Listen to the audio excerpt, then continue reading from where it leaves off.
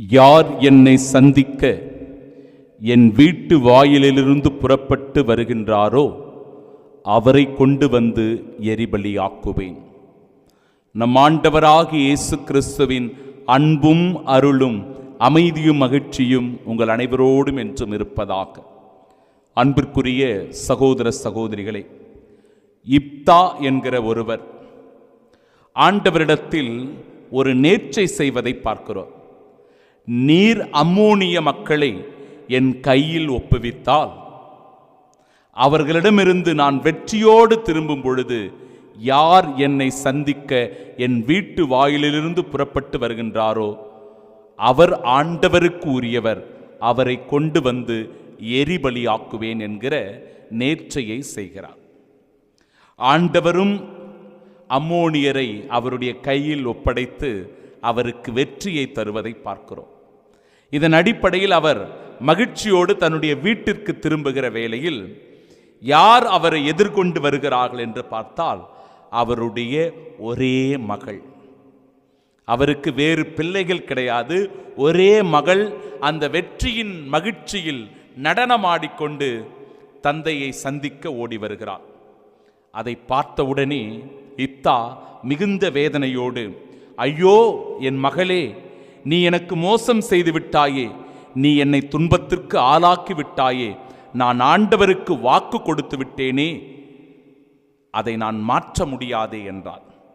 ஆனால் தன் தந்தையின் திருவுளத்தை அறிந்த, தன்னுடைய தந்தையின் விருப்பத்திற்கு இணங்க இந்த இடத்தில் இப்தாவினுடைய மகள் ஆண்டவருக்காக தன்னை ஒப்புவிப்பதை பார்க்கிறோம். சகோதர சகோதரிகளே, வருகின்ற சனிக்கிழமை அன்று புனித லீமாரோஸ் அவர்களை நாம் நினைவு கூர்ந்து ஜெபிக்க இருக்கிறோம். தன்னுடைய கன்னிமையை ஆண்டவருக்கு அவர் முழுமையாக அர்ப்பணம் செய்து விடுகிறார். அவருடைய பெற்றோருக்கு அதில் உடன்பாடு இல்லை. குறிப்பாக அவருடைய தாயார் அவரை வருந்தி கேட்டுக்கொள்கிறார், நீ திருமணம் செய்து கொள்ள வேண்டும். இதற்காக தன்னுடைய முடிகளை எல்லாம் அவர் வெட்டி கொள்ளுகிறார். தன்னுடைய அழகை பொலிவை இழக்கின்றார். கொப்புளங்கள் உடலிலே ஏற்படுத்தி கொள்ளுகிறார். துன்பங்களை அனுபவிக்கின்றார். தன்னை முழுவதுமாக கிறிஸ்துவுக்கு அர்ப்பணமாக்கி விடுகிறார். ஏறக்குறைய 10 ஆண்டுகள் அவர் தன் தாயாரோடு போராட வேண்டியிருக்கிறது. தாய் சொல்லுகிறார், நீ திருமணம் செய்து கொள்ள வேண்டும்.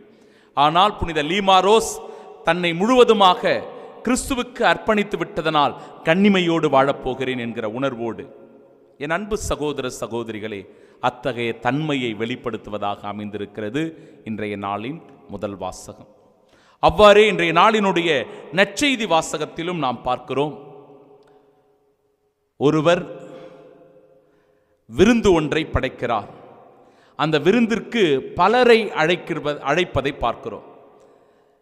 அழைக்கப்பட்டவர்கள் எல்லாம் ஒவ்வொரு சாக்கு போக்குகளை சொல்லி, காரணங்களை சொல்லி நின்று விடுகிறார்கள். சில நேரங்களில் இப்படிதான் ஞாயிறு திருப்பலி. இந்த ஞாயிறு திருப்பலியில் பல சாக்கு போக்குகளை சொல்லிக்கொண்டு அந்த கடன் திருநாளை கூட நிறைவேற்றாமல் இருக்கிற மக்கள் எவ்வளவோ பேர் இருக்கிறார்கள். சாக்கு போக்குகளை சொல்லுவது, எனக்கு இந்த வேலை இருந்துச்சு, அந்த வேலை இருந்துச்சு, நைட்டு லேட்டாக தூங்கினேன், பல காரணங்களை சொல்லி இந்த திருப்பலியின் மேன்மையை உணராமல் விட்டு விடுவது. Take it for granted. இந்த நாட்களில் இது அதிகரித்து கொண்டே வருகிறது. சற்று கவனம் செலுத்த வேண்டும் என் அன்பு சகோதர சகோதரிகளே. பெற்றோர்கள் தங்களுடைய பிள்ளைகளினுடைய நலனில் அக்கறை காட்ட வேண்டும். அவர்களுடைய விசுவாசத்தில் குறிப்பாக நாம் அக்கறை காட்டக்கூடியவர்களாக இருக்க வேண்டும். சிறு பொழுதிலிருந்தே அந்த விசுவாசத்தை அவர்களுக்கு நாம் ஊட்டி வளர்க்க வேண்டும். தெய்வ பயத்தை அவர்களுக்கு நாம் சொல்லிக் கொடுக்க வேண்டும். என் அன்பு சகோதர சகோதரிகளே, இந்த தலைவரும் கூட அழைக்கப்பட்டவர்கள் வராததினால் தன்னுடைய பணியாளர்களை அழைத்து சாலை ஓரங்களில் இருக்கிறவர்கள், புறம் தள்ளப்பட்டவர்கள், ஏழைகள், கைவிடப்பட்டவர்கள், அனாதைகள் என எல்லோரையும் என்னுடைய திருமணத்திற்கு அழைத்து வாருங்கள் என்று சொல்வதை பார்க்கிறோம். இறைவார்த்தை சொல்லுகிறது, அந்த மண்டபம் நிறைந்து வழிந்தது. அழைக்கப்பட்டவர்களோ தகுதியற்று போனார்கள். ஆனால் அந்த இடம் முழுவதும் நிரம்பக்கூடிய அளவிற்கு ஆசீர்வாதம் உண்டானது. என் அன்பு சகோதர சகோதரிகளே, இந்த இடத்தில் நாம் புரிந்து கொள்ள வேண்டிய செய்தி என்னவென்றால், அழைக்கப்பட்ட இஸ்ராயல் மக்கள் இன்னும் கூட கிறிஸ்துவை ஏற்றுக்கொள்ளாத நிலையில் இருக்கிறார்கள். அவருடைய மெசியா தன்மையை மறுக்கிறார்கள். ஆண்டவர் இயேசு கிறிஸ்து சிலுவையில் இரத்தத்தை சிந்தி உயிரை தியாகமாய் தந்ததை ஏற்றுக்கொள்ள மறுக்கிறார்கள். கிறிஸ்துவினுடைய மீட்பு செயலை அவர்கள் இன்னும் ஏற்க மறுத்து கிறிஸ்துவையே அறியாதவர்களாக வாழ்ந்து கொண்டிருக்கிறார்கள். ஆனால் இன்றைக்கு புறவினத்து மக்களாகிய நாம் எல்லோரும், இன்னும் ஏராளமான மக்கள் கிறிஸ்துவை அறிந்து கொண்டு கிறிஸ்துவினுடைய அன்பை சுவைக்கிறவராக, அவருடைய இரக்கத்தில் வாழ்கிறவராக, அவர் தருகிற மன்னிப்பில் ஆசீர்வதிக்கப்பட்டவர்களாக இருக்கிறோம் என்றால், கிறிஸ்துவினுடைய மீட்பு இன்று எல்லா மக்களினத்தாருக்கும் உரியதாக மாறியிருக்கிறது. அந்த விருந்திற்கு எல்லா மக்களும் வந்திருந்தார்கள். ஆனாலும் கூட அதில் ஒருவன் திருமண ஆடையின்றி உள்ளே நுழைந்திருப்பதை குறித்து காட்டுகிறது இறைவார்த்தை. எப்படி என்றால், மனம் மாற மறுத்து, மனம் மாற விருப்பமில்லாமல், கடவுளை ஏற்றுக்கொள்ள விருப்பமில்லாமல் அந்த இடத்திலும் ஒருவர் வந்திருந்தார் என்பதை அது குறித்து காட்டுகிறது. ஆலயத்திற்குள் வருகின்ற நாம், தெய்வீக பலியில் பங்கெடுக்கின்ற நாம், நமக்குள் எந்தவிதமான மன மாற்றமும் இல்லை என்றால், நாம் உட்கொள்ளுகிற இந்த தெய்வீக திருவிருந்து கூட சில நேரங்களில் அர்த்தமற்றதாக நமக்கு போய்விடுகிறது. அவற்றினுடைய மேன்மையை, பரிசுத்தத்தை, புனிதத்தை உணராமல் நாம் போய்விடுகிறோம். அவற்றிலிருந்து நமக்கு அருளும் ஆசீரும் கிடைக்காமல் போய்விடுகிறது. என் அன்பு சகோதர சகோதரிகளே, இந்த மகத்துவமான உண்மையை நாம் உணர்ந்து கொள்ள வேண்டும். இன்று நம் தாயாம் கத்தோலிக்க திரு அவை புனித பத்திநாதர், புனித பயஸ் அவர்களை நினைவு கூர்ந்து செபிக்க நமக்கு அழைப்பு தருகிறது.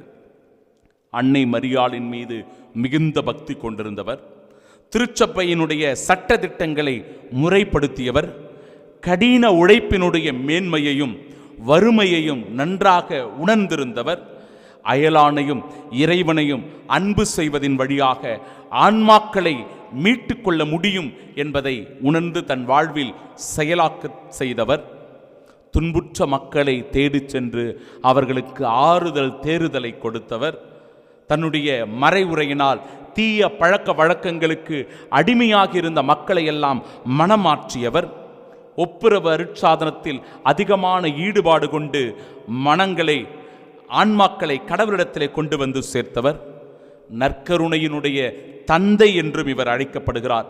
நற்கருணை பக்தி அதிகமாக கொண்டிருந்தவர், உலக போருக்காக அழுதவர்.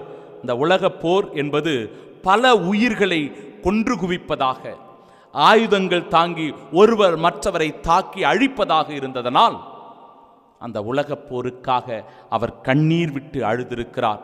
குறிப்பாக தானும் அதில் பாதிக்கப்பட்ட ஒருவராக அறிந்து வலிமை வாய்ந்தவர்கள் ஆயுதங்களை கைவிட வேண்டும் என்று அவர் கெஞ்சி கேட்டுக்கொண்டிருக்கிறார். என் அன்பு சகோதர சகோதரிகளே, இந்த திருத்தந்தை மறைக்கல்வியினுடைய திருத்தந்தை என்றும் அழைக்கப்படுகிறார். இப்பேற்பட்ட திருத்தந்தையை இன்று தாயாம் திரு அவை புனிதராக கொண்டாடி கொண்டிருக்கிற இவ்வேளையில் நாமும் திருச்சபையினுடைய நல்ல படிப்பினைகளை நம் வாழ்க்கையில் ஏற்றுக்கொண்டு கிறிஸ்துவின் மீது மிகுந்த பக்தியும் விசுவாசமும் உள்ளவர்களாக, தேவத்தாய் அன்னை மரியாளின் மீது மிகுந்த ஈடுபாடு கொண்டவர்களாக வாழ்கிற போது இந்த நாள் நமக்கு ஆசீர்வாதமான நாளாக அமையும் என்பதில் ஐயமில்லை. கிறிஸ்துவின் சாட்சிகளாய் வாழ வாழ்த்துகிறேன். தொடர்ந்து ஜெபிப்போம், இறை ஆசீரை பெறுவோம். ஆமீன்.